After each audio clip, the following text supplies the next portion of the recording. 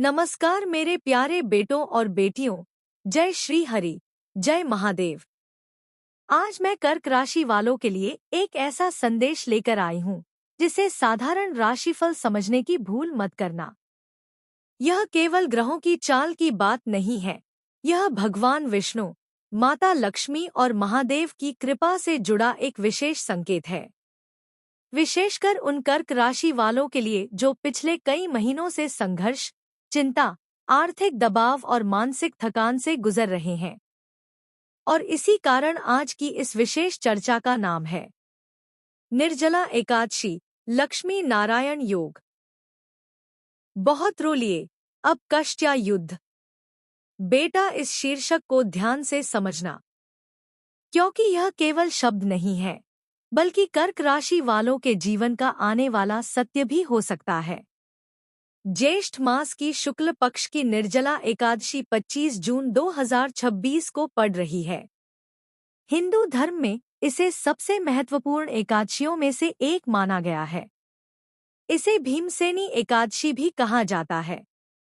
शास्त्रों में कहा गया है कि जो व्यक्ति श्रद्धा और नियमपूर्वक इस एक व्रत को करता है, उसे वर्ष भर की सभी 24 एकादशियों के बराबर पुण्य प्राप्त हो सकता है।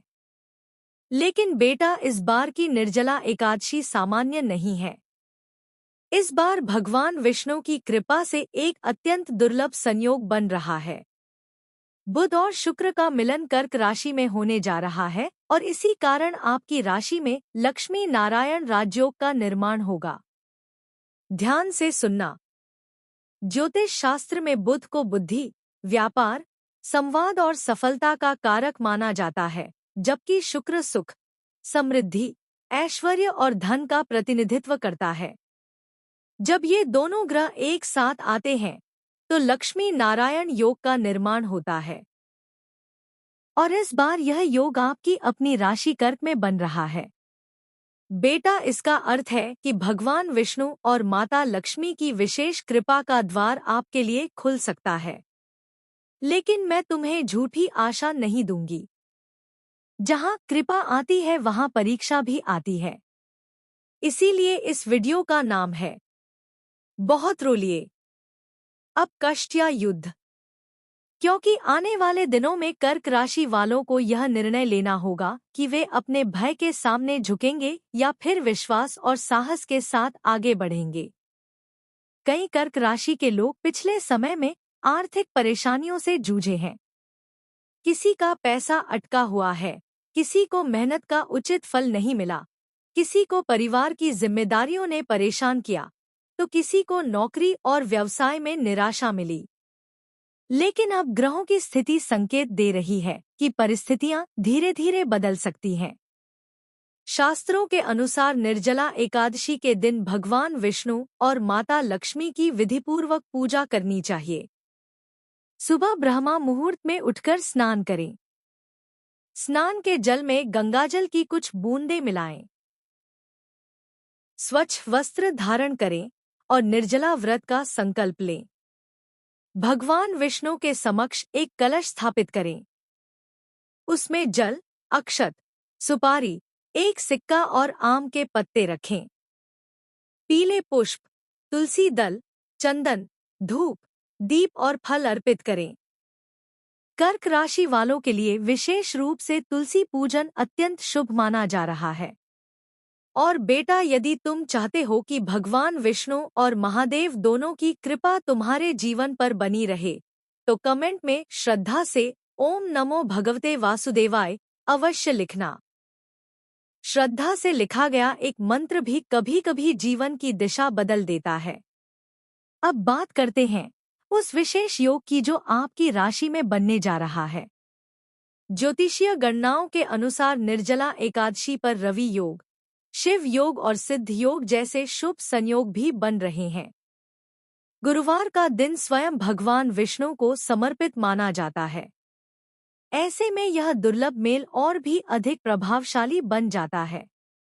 कर्क राशि वालों के लिए यह समय आय के नए स्रोत खोल सकता है। जो लोग नौकरी में हैं, उन्हें नई जिम्मेदारियां या नया अवसर मिल सकता है। जो लोग व्यापार करते हैं, उन्हें किसी नई योजना से लाभ मिल सकता है।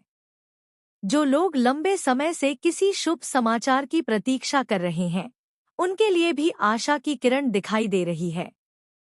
लेकिन बेटा, यहीं पर एक बहुत बड़ी सावधानी भी छिपी हुई है, क्योंकि हर चमकती हुई चीज सोना नहीं होती। कुछ कर्क राशि के जातक इस समय जल्दबाजी में ऐसे निर्णय ले सकते हैं जो बाद में परेशानी का कारण बने। इसलिए किसी भी बड़े निवेश, साझेदारी या आर्थिक निर्णय से पहले पूरी जांच अवश्य करना। और एक बात जो मैं बार बार कह रही हूं, निर्जला एकादशी, लक्ष्मी नारायण योग, बहुत रो लिए, अब कष्ट या युद्ध, इसका वास्तविक अर्थ अभी पूरी तरह सामने नहीं आया है। क्योंकि आने वाले कुछ दिनों में कर्क राशि वालों के जीवन में एक ऐसी घटना या संकेत प्रकट हो सकता है जो उन्हें यह तय करने पर मजबूर कर देगा कि उन्हें पीछे हटना है या अपने भाग्य से लड़कर आगे बढ़ना है।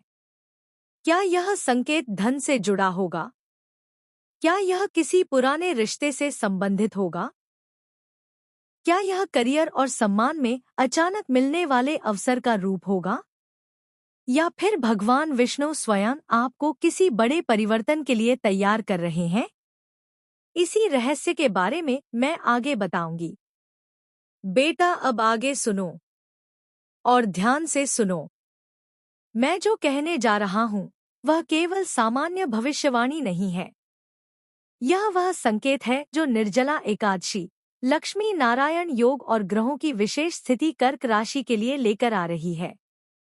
इसलिए इस संदेश को अंत तक सुनना, और यदि आप सच्चे मन से भगवान विष्णु और माता लक्ष्मी की कृपा चाहते हैं तो कमेंट में ओम नमो भगवते वासुदेवाय अवश्य लिखना। ऐसा करने से भगवान विष्णु की कृपा और महादेव का आशीर्वाद आपके जीवन पर बना रहता है। बेटा, जैसा कि मैंने पहले बताया, इस वर्ष 25 जून 2026 को निर्जला एकादशी का पवित्र व्रत रखा जाएगा। यह वही एकादशी है जिसे सभी 24 एकादशियों के बराबर पुण्य देने वाली एकादशी माना गया है। लेकिन इस बार जो सबसे बड़ा और दुर्लभ संयोग बन रहा है वह है लक्ष्मी नारायण योग।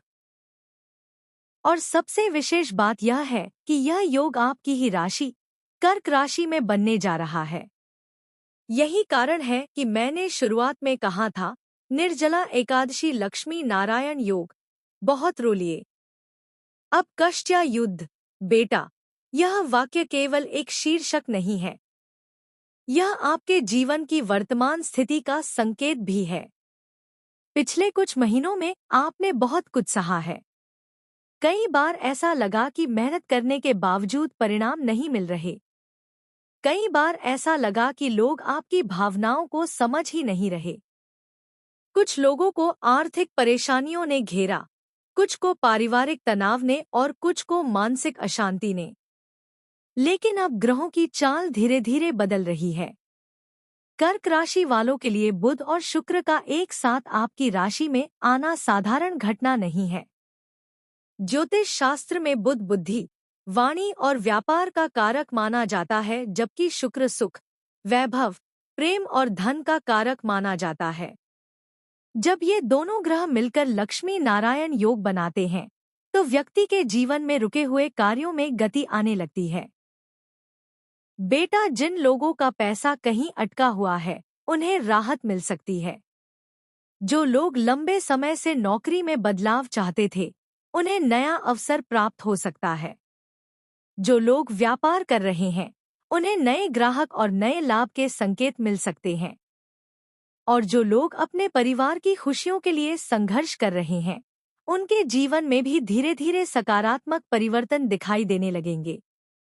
लेकिन यहाँ एक बात का विशेष ध्यान रखना, निर्जला एकादशी का पुण्य तभी पूर्ण माना जाता है जब व्यक्ति केवल व्रत ही न करे बल्कि अपने मन को भी शुद्ध रखे।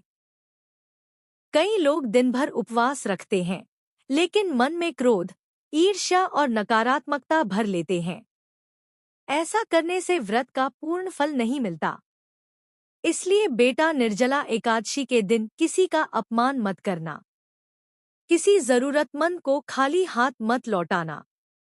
यदि संभव हो तो जल से भरा घड़ा, छाता, वस्त्र या फल का दान अवश्य करना।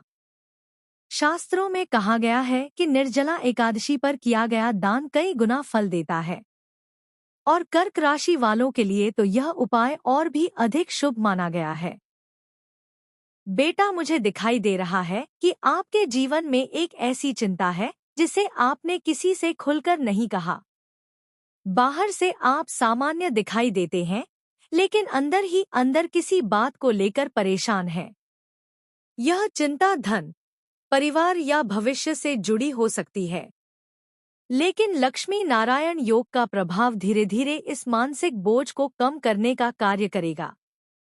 याद रखो, भगवान विष्णु कभी भी अपने भक्तों को खाली हाथ नहीं लौटाते। इस निर्जला एकादशी पर सुबह ब्रह्मा मुहूर्त में उठकर स्नान करो। स्नान के जल में कुछ बूंदे गंगाजल मिलाओ। पीले वस्त्र धारण करो। भगवान विष्णु को पीले फूल, तुलसी दल और पंचामृत अर्पित करो। इसके बाद कम से कम 108 बार ओम नमो भगवते वासुदेवाय मंत्र का जाप करो। बेटा, यदि तुम ऐसा करते हो तो ग्रहों के कई नकारात्मक प्रभाव स्वतः कम होने लगते हैं। और एक बात और, जो लोग पिछले कई महीनों से आर्थिक संकट का सामना कर रहे हैं, उनके लिए यह समय विशेष संकेत लेकर आया है। लक्ष्मी नारायण योग आपकी आय के नए स्रोत खोल सकता है। किसी पुराने संपर्क से लाभ मिल सकता है। कोई शुभ समाचार अचानक प्राप्त हो सकता है। किसी रुके हुए कार्य में सफलता मिलने की संभावना बन रही है, लेकिन इसके साथ साथ अहंकार से भी बचना होगा, क्योंकि जब भगवान कृपा देते हैं तो परीक्षा भी लेते हैं।